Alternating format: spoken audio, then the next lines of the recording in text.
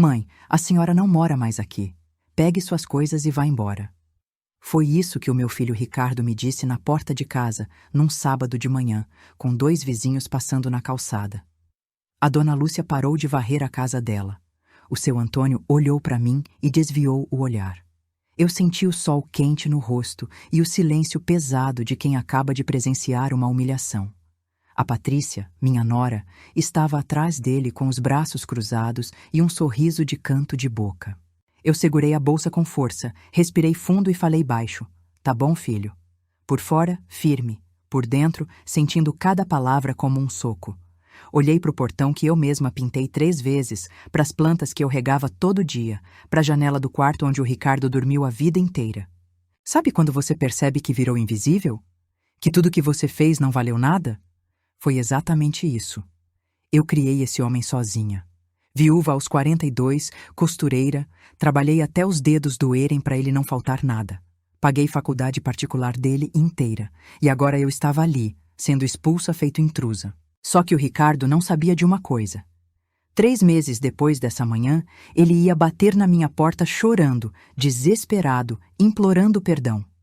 E eu? Eu ia estar numa sala com um advogado, com uma pilha de documentos na mão, pronta para mostrar para ele o tamanho do erro que ele cometeu.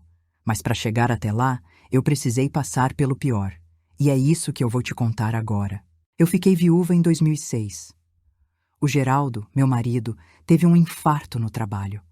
Morreu ali mesmo, na fábrica, sem tempo de se despedir. O Ricardo tinha 12 anos. De um dia para o outro, eu virei mãe e pai. Costureira, trabalhando em casa, ganhando por peça. Eu acordava às 5 da manhã e dormia depois da meia-noite. A máquina não parava. Conserto de roupa, barra de calça, vestido de festa, uniforme escolar. Tudo que aparecia, eu pegava. O dinheiro era contado. Mas o Ricardo nunca passou necessidade. Ele sempre teve material escolar completo, roupa boa, comida na mesa. Eu comia menos para ele comer mais. Isso era natural para mim. Mãe faz isso sem pensar 2 vezes. Quando ele quis fazer faculdade de administração, eu juntei cada centavo. Vendi 2 alianças de ouro, que eram da minha mãe. Peguei costura extra nos fins de semana. Passei 4 anos pagando mensalidade de R$ 1.200. 1.200. Eu ganhava 2.000 e pouco por mês. Teve mês que eu comi macarrão com ovo a semana inteira. Teve Natal que eu não comprei roupa nova para mim. Mas a mensalidade dele nunca atrasou um dia. O Ricardo se formou em 2015. Eu chorei na formatura. Chorei de orgulho, de cansaço, de alívio. Ele me abraçou no final e disse: Mãe, tudo que eu sou é por causa da senhora. Eu guardei essa frase no coração. Ele conseguiu um emprego bom, começou a ganhar bem, continuou morando comigo. Dizia que queria juntar dinheiro, que ia me ajudar, que ia reformar a casa, e ajudou mesmo. Pagava a conta de luz, comprava comida, me dava dinheiro todo mês. A gente tinha uma rotina boa. Eu cozinhava, ele chegava do trabalho, a gente jantava junto, conversava. Fim de semana, ele me levava no mercado. Éramos eu e ele, sempre foi assim. Aí, em 2021, ele conheceu a Patrícia. Ela trabalhava na mesma empresa que ele, no setor de marketing. Bonita, bem vestida, daquelas que sabe se impor. Ele ficou encantado. No começo, eu fiquei feliz. Achei que era bom ele arrumar alguém, construir a vida dele. Quando ele me apresentou ela, eu fui educada, receptiva. Fiz almoço, caprichei na comida. A Patrícia sorriu, elogiou tudo, foi simpática. Mas eu percebi uns detalhes. Ela olhava a casa com um certo jeito. Reparava nas coisas velhas. Fez um comentário sobre a cortina da sala estar desbotada. Outro sobre o sofá ser antigo. Pequenas coisas, sabe? Mas que ficam na cabeça. Depois que eles começaram a namorar, ela vinha mais vezes. E sempre tinha alguma coisa. Tia Neuza, a senhora não acha que essa mesa tá muito grande para a sala? Ou, podia trocar esse quadro, né? Tá meio datado. Eu engolia. Afinal, era a namorada do meu filho. Eles casaram em 2023. Cerimônia pequena, só família e amigos próximos. Eu paguei metade da festa. Usei o dinheiro que eu tinha guardado para trocar minha máquina de costura. Mas tudo bem. Era pro meu filho. Ela veio morar com a gente. E foi aí que as coisas começaram a mudar de verdade. A primeira coisa que mudou foi o meu lugar na mesa. Literalmente. Uma semana depois do casamento, a Patrícia comprou uma mesa nova. Disse que a antiga era feia, que não combinava com o estilo que ela queria para casa. Tudo bem, pensei. Casa nova, jeito novo. Só que quando a mesa chegou, ela tinha 4 cadeiras. A minha mesa antiga tinha 6. Eu, o Ricardo e mais 4 lugares para quando viesse visita. A nova? 4. Tia Neuza, a senhora pode comer na cozinha? É que aqui na sala fica mais organizado só pra gente. Ela falou isso com um sorriso, como se fosse a coisa mais natural do mundo. O Ricardo estava do lado, mexendo no celular. Nem levantou a cabeça. Eu peguei meu prato e fui pra cozinha. Comi sozinha, olhando pra parede, ouvindo eles conversarem e rirem na sala. Naquela casa que era minha, que eu paguei, que eu cuidei a vida inteira.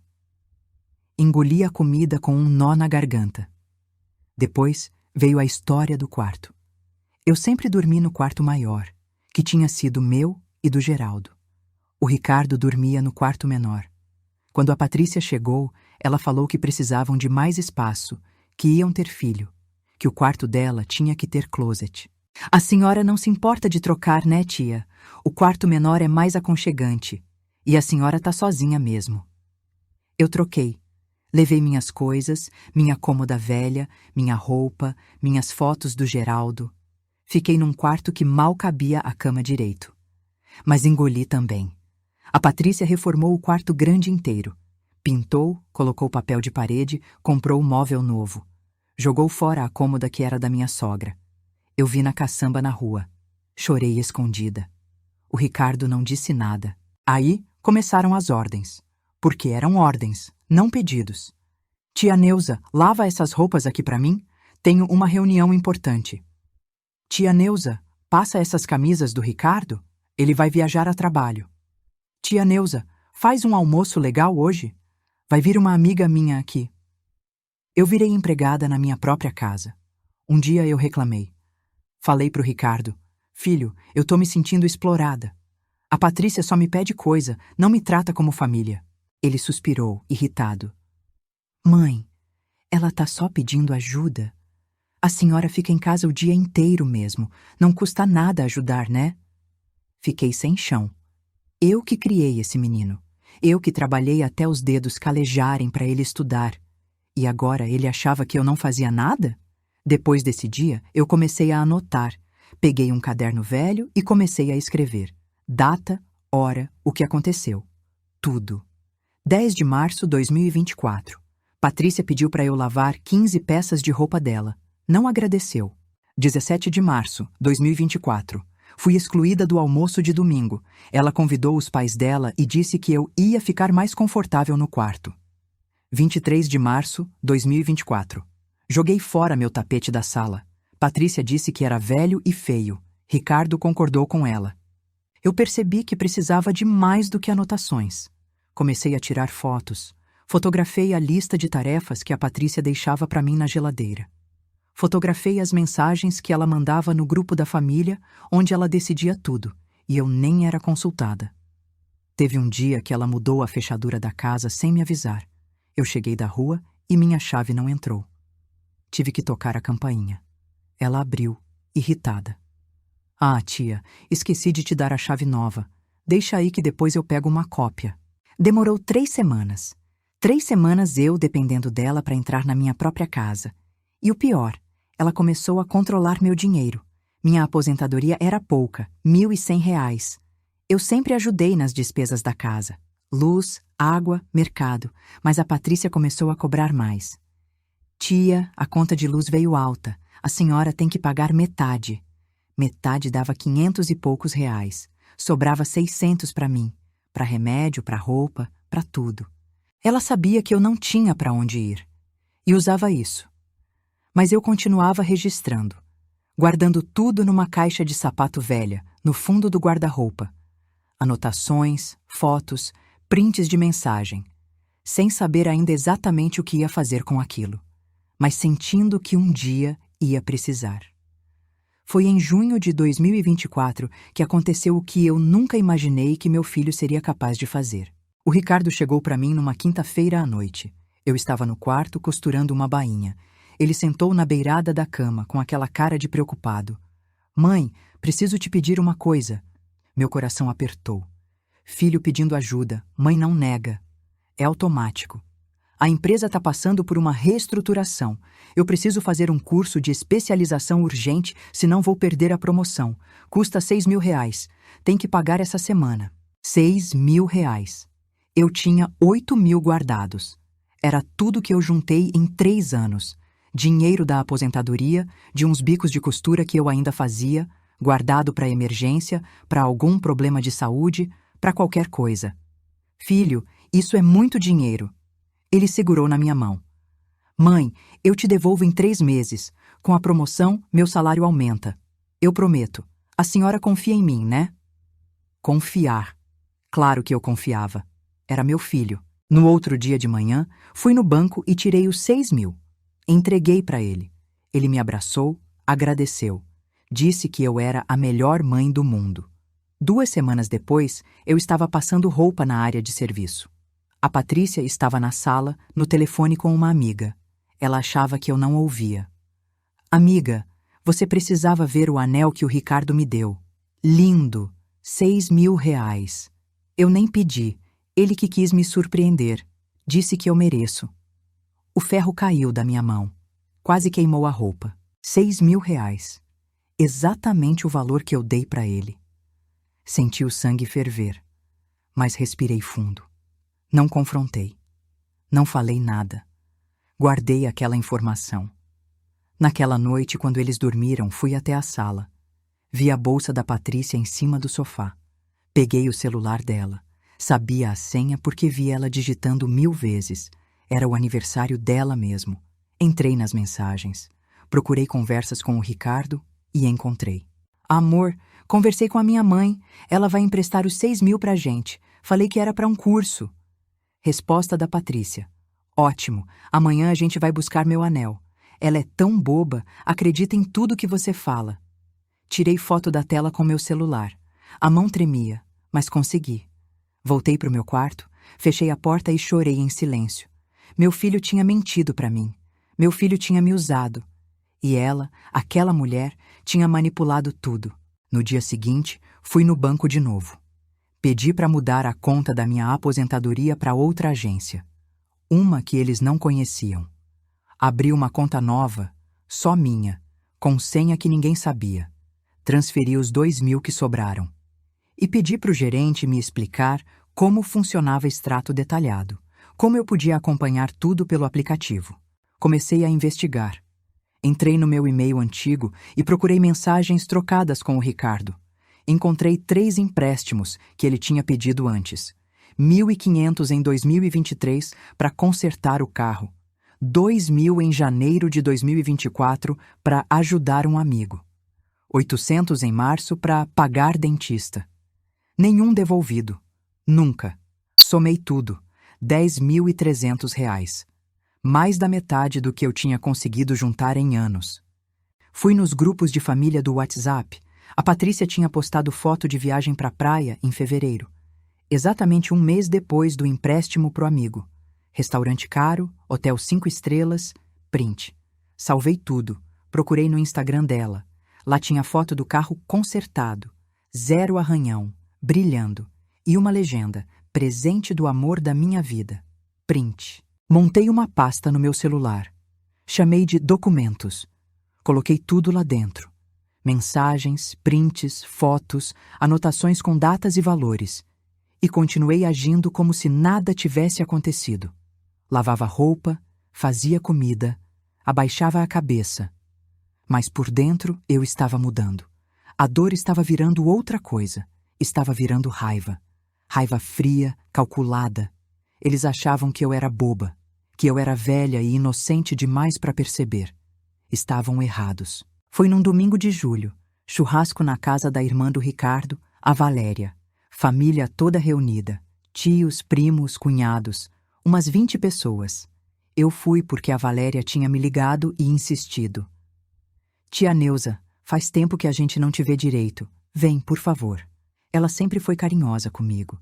Cheguei com o Ricardo e a Patrícia. Ajudei a arrumar a mesa, levei um bolo que fiz. As pessoas me cumprimentaram, perguntaram como eu estava.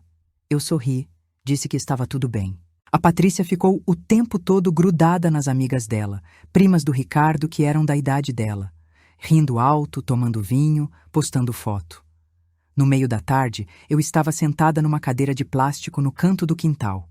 A Valéria veio conversar comigo, perguntou da minha saúde, comentou que eu estava magra. A Patrícia ouviu. Veio na nossa direção com o copo de vinho na mão. Ah, Valéria, a tia Neuza tá ótima. Bem descansada, né, tia?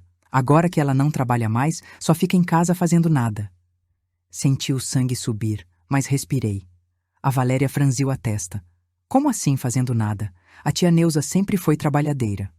Ai, mas agora ela é aposentada, vive de favor lá em casa, a gente que sustenta tudo. Favor, ela disse favor. Levantei da cadeira. Patrícia, eu pago metade das contas dessa casa. Ela riu. Metade? Tia, a senhora paga a conta de luz, o resto é tudo o Ricardo. Eu pago o mercado também, e água, e... Tia, quer mesmo discutir isso aqui, na frente de todo mundo? As pessoas começaram a olhar. A conversa foi baixando. O churrasco continuava, mas vários já prestavam atenção. O Ricardo apareceu. Que tá acontecendo aqui? Tá acontecendo que eu não sou empregada de vocês. Eu moro naquela casa porque é minha.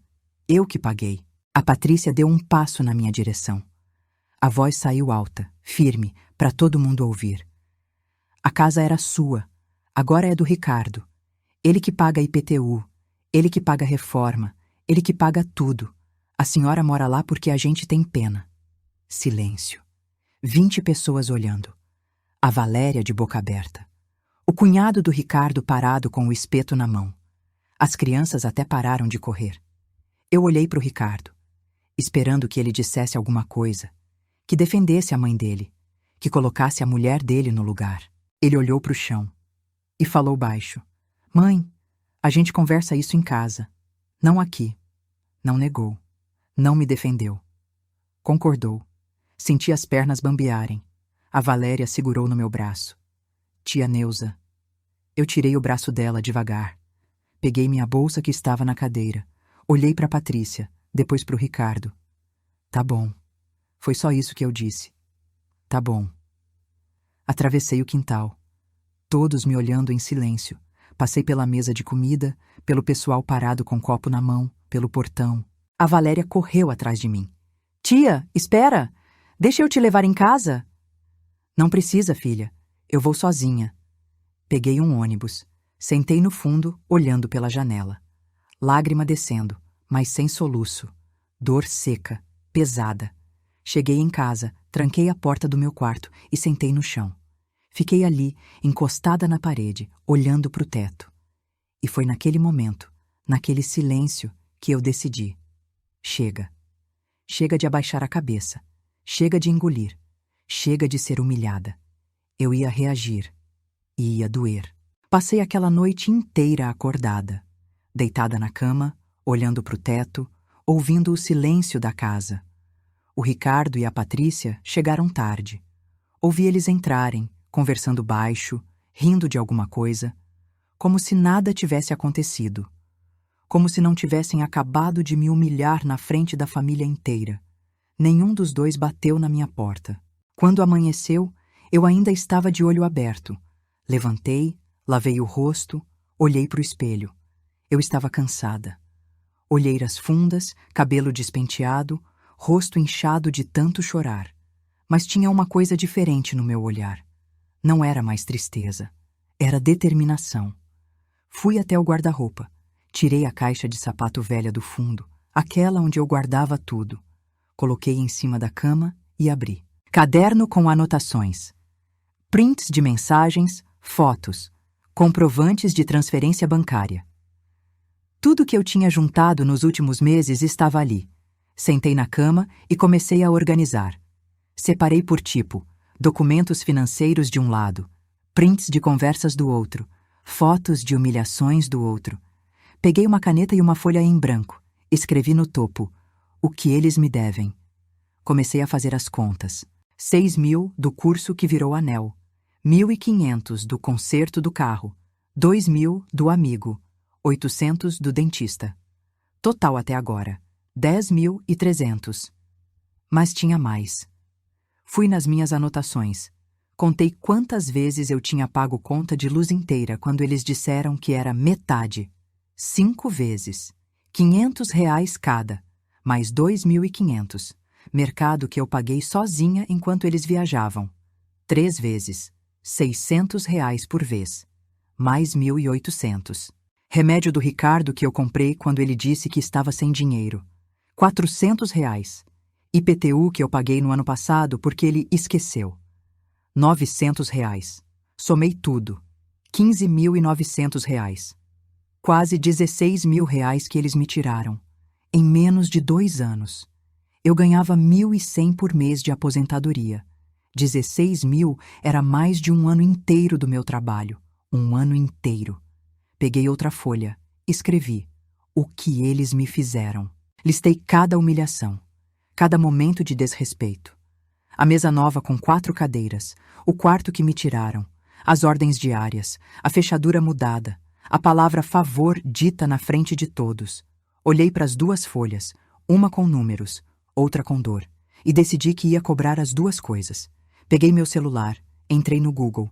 Digitei: Advogado Gratuito São Paulo. Apareceram vários resultados. Defensoria Pública, OAB, assistência jurídica, anotei endereços, horários de atendimento. Depois fui na gaveta da cômoda. Peguei a escritura da casa. Estava em nome do Geraldo, meu falecido marido. Depois que ele morreu, ficou para mim. Inventário feito, tudo certinho. A casa era minha, legalmente minha. Procurei outros documentos. Certidão de casamento. Certidão de óbito do Geraldo, meu RG, meu CPF, comprovante de residência antigo, de quando só eu e o Ricardo morávamos lá.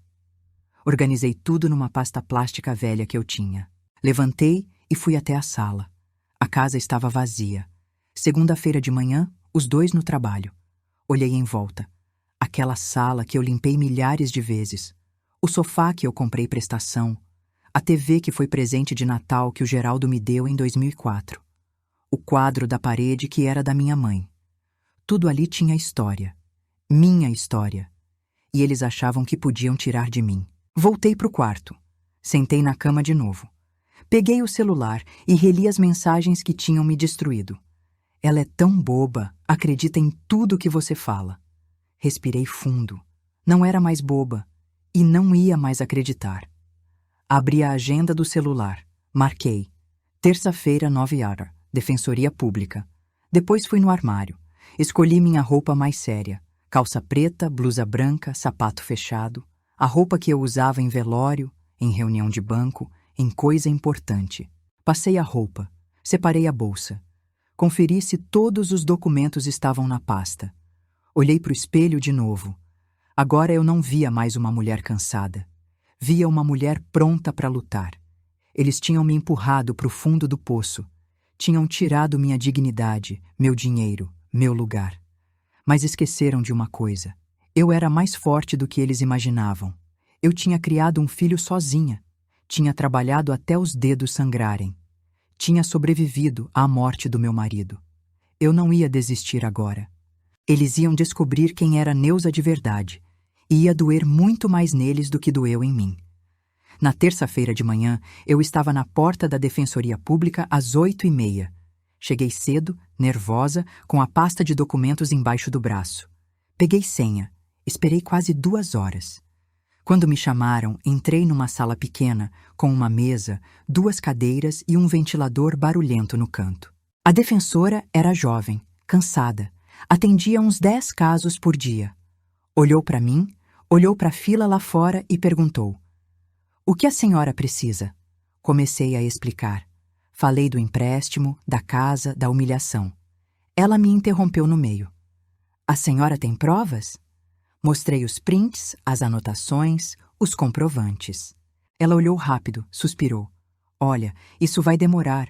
O processo pode levar anos, e se a casa está no seu nome, eles não podem te tirar de lá. Mas provar que houve empréstimo sem contrato escrito é difícil. Senti o chão sumir de novo. Mas, doutora, eu tenho as mensagens, tem tudo ali. Sim, mas eles vão negar, vão dizer que foi presente, que a senhora deu por vontade própria. É a palavra deles contra a sua. Saí de lá arrasada. Sentei num banco na praça em frente. Fiquei ali, olhando pro nada, sentindo que tinha tentado e não tinha adiantado nada. Foi aí que ouvi uma voz conhecida. Dona Neuza? Levantei a cabeça. Era o Dr. Mário. Advogado, uns 60 anos, cabelo grisalho. Ele tinha sido amigo do Geraldo. Trabalhavam juntos na mesma fábrica antes do meu marido falecer. Depois ele estudou, fez direito, abriu escritório. Dr. Mário, ele sentou do meu lado. A senhora tá bem? Parece abatida. Não sei porquê, mas desabei. Contei tudo. A humilhação, o dinheiro, a defensora que disse que não ia dar em nada.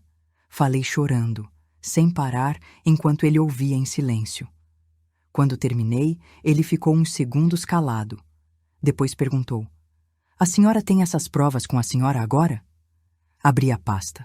Mostrei tudo. Ele foi olhando devagar, concentrado. Parou numa mensagem. Releu. Franziu a testa.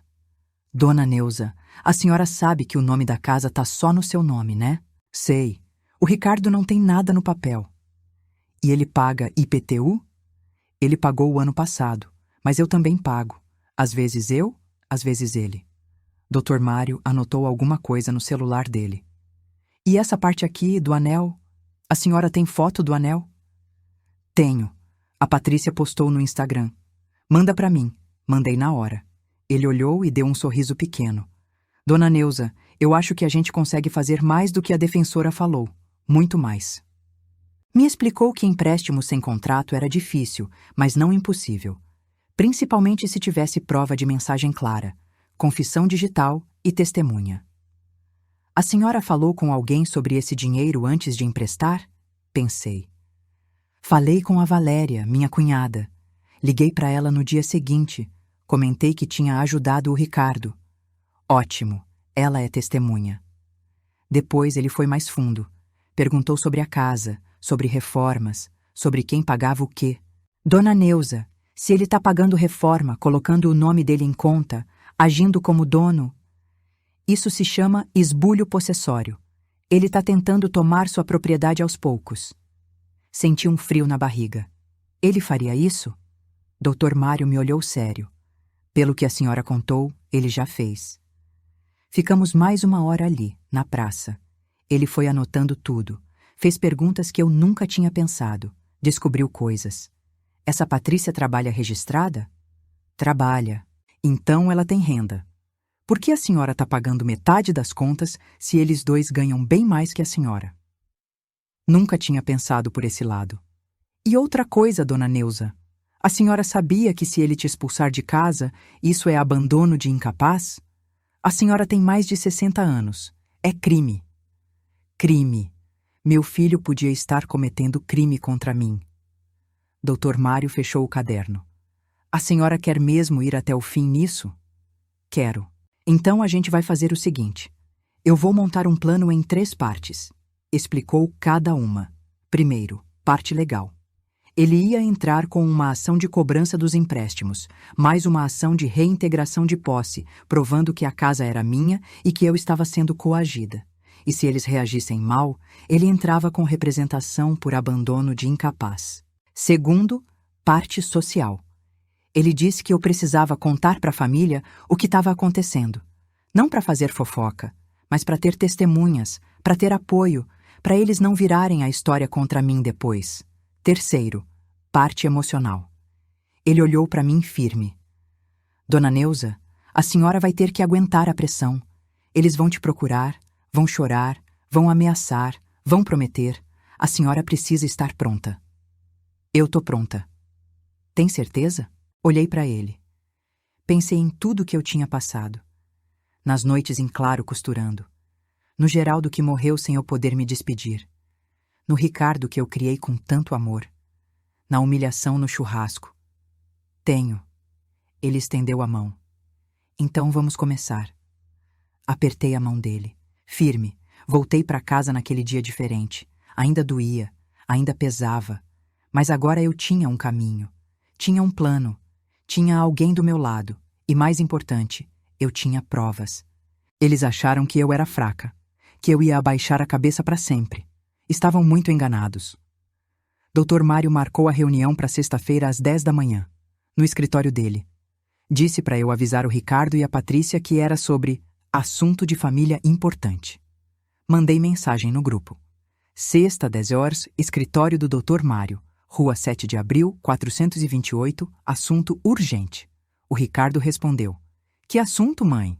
Eu só escrevi. Você vai saber lá. Patrícia mandou emoji de interrogação. Não respondi mais nada.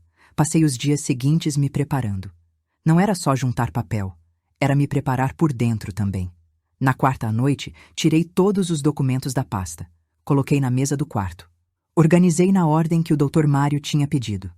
Primeiro as provas do empréstimo, depois as mensagens entre Ricardo e Patrícia, depois os comprovantes de pagamento das contas, por último, a escritura da casa. Reli cada mensagem, cada print. Senti a raiva subir de novo, mas dessa vez controlada. Fria. Ela é tão boba, acredita em tudo que você fala. Dobrei as folhas com cuidado. Coloquei tudo de volta na pasta. Na quinta de manhã separei a roupa. Não queria nada chamativo, nada que parecesse que eu estava tentando impressionar. Escolhi calça preta simples, blusa branca de manga comprida, sapato fechado preto. O mesmo conjunto que eu usava para ir em reunião de banco. Passei a roupa. Pendurei no cabide. Olhei para ela por um tempo. Aquela roupa significava que eu estava levando a sério, que eu não estava brincando. À tarde, sentei na beira da cama. Fechei os olhos. Ensaiei na cabeça o que ia acontecer. Eu ia entrar na sala. Ia cumprimentar o Dr. Mário. Ia sentar. O Ricardo e a Patrícia iam chegar. Iam perguntar o que era aquilo. E aí o Dr. Mário ia começar a falar. Imaginei a cara deles, a surpresa, a raiva, as desculpas. Imaginei o Ricardo tentando me convencer. Mãe, não precisa disso. A gente resolve em casa. Imaginei a Patrícia me atacando, dizendo que eu era ingrata, que eles me sustentavam, que eu devia agradecer. E imaginei eu, firme, sem chorar, sem gritar, só olhando e deixando as provas falarem por mim. Treinei isso várias vezes, na cabeça, em voz baixa, até me sentir segura. Sexta de manhã, acordei cedo, 6 horas. Tomei banho demorado. Me arrumei com calma. Vesti a roupa. Prendi o cabelo num coque simples.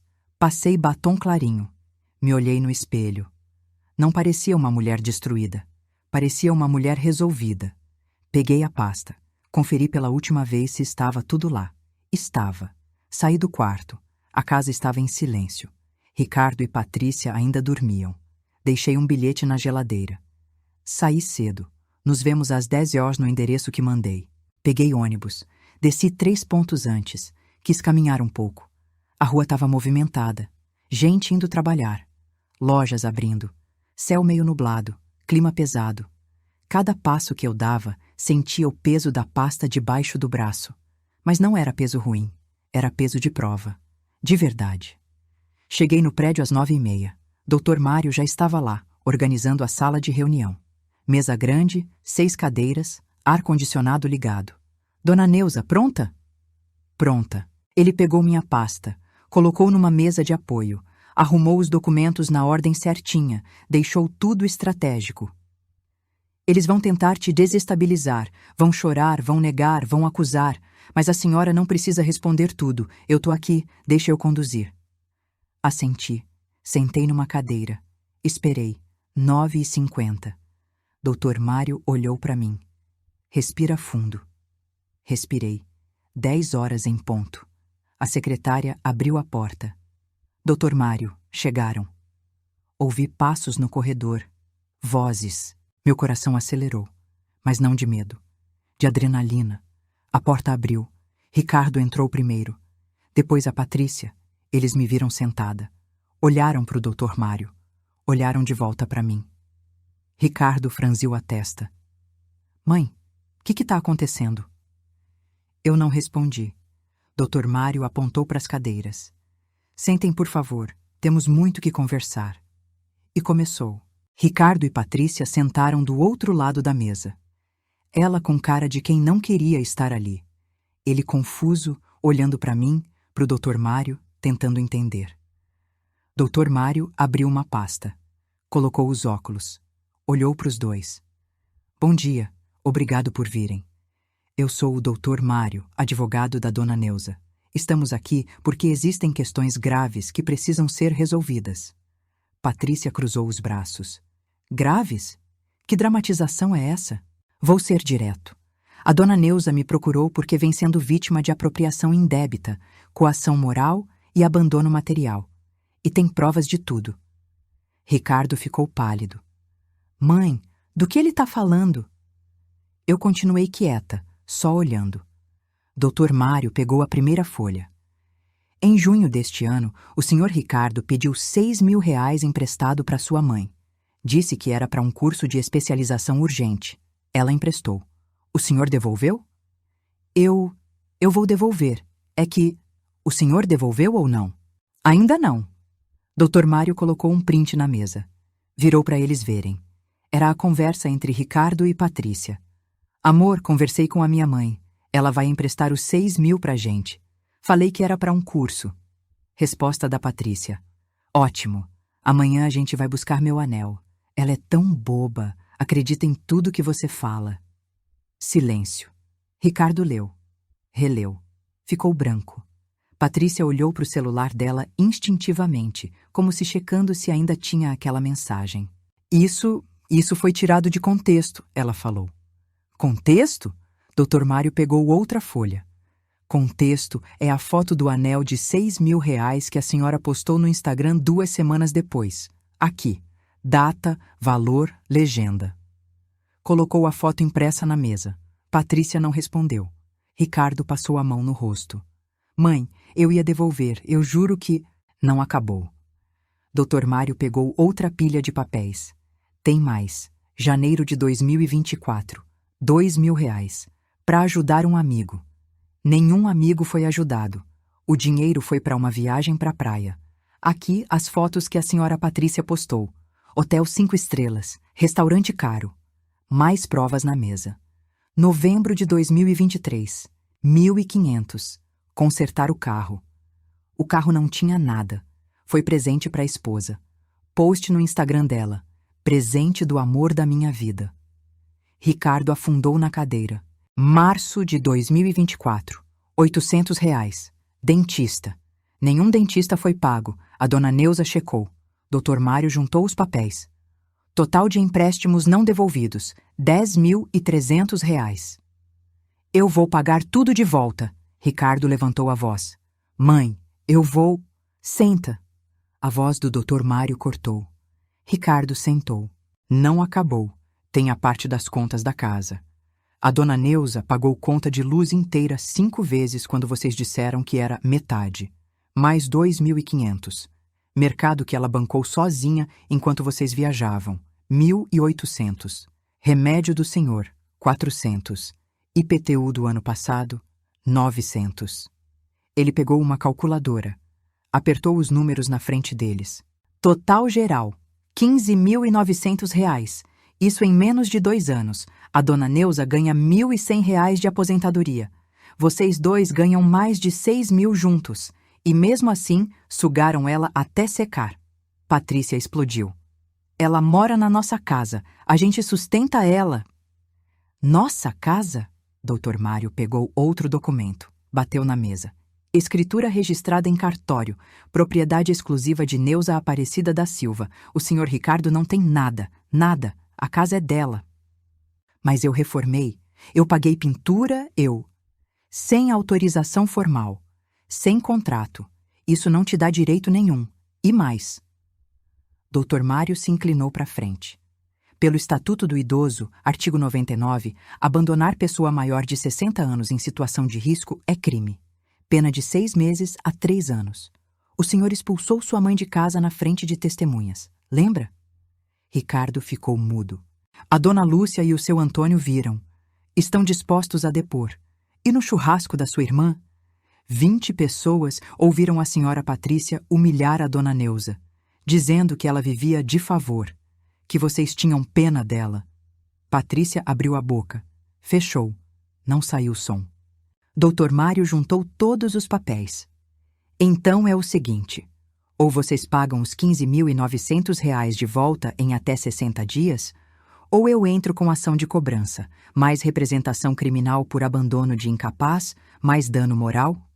E a dona Neuza volta a morar na casa dela, sozinha. Vocês que se virem.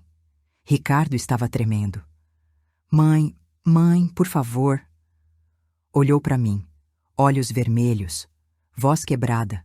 Eu errei muito, mas a senhora é minha mãe. A gente pode conversar, pode resolver isso em família, não precisa de advogado, não precisa de... Precisava. Eu falei pela primeira vez, voz firme, baixa, mas firme. Ele calou. Eu me inclinei para frente, olhei nos olhos dele. Você me chamou de peso. Sua mulher disse que eu era boba, que vivia de favor. Vocês me expulsaram da minha própria casa. Eu criei você sozinha, Ricardo, sozinha. Trabalhei até sangrar os dedos. Vendi as alianças da minha mãe para pagar sua faculdade. Comi macarrão a semana inteira para você não faltar nada. A voz dele saiu engasgada. Eu sei, mãe, E você me pagou mentindo, me usando, me humilhando. Lágrima desceu no rosto dele. Eu vou mudar, eu prometo. Eu vou ser diferente. A gente volta a ser como era antes. Eu balancei a cabeça. Devagar. Não volta, Ricardo, porque antes eu acreditava em você. Agora eu sei quem você é. Ele soluçou. Patrícia ficou olhando para o chão, muda. Dr. Mário estendeu um papel. Acordo extrajudicial. 60 dias para pagar. Se não pagar, justiça. Assinem aqui. Ricardo pegou a caneta com a mão tremendo. Assinou. Passou para Patrícia. Ela olhou para mim com ódio, mas assinou também. Dr. Mário recolheu o papel. Vocês têm até o dia 15 de setembro. Um dia de atraso, a ação sobe. Levantei da cadeira. Peguei minha bolsa. Olhei para o Ricardo uma última vez. Eu te amei mais do que tudo nessa vida. Mas amor não é ser trouxa. E respeito não é opcional. Virei as costas. Abri a porta. Saí. Ouvi o choro dele atrás de mim. Não olhei para trás. Desci as escadas do prédio. Saí para a rua. O sol bateu no meu rosto. Respirei fundo. Pela primeira vez em meses, respirei leve. Os 60 dias passaram devagar.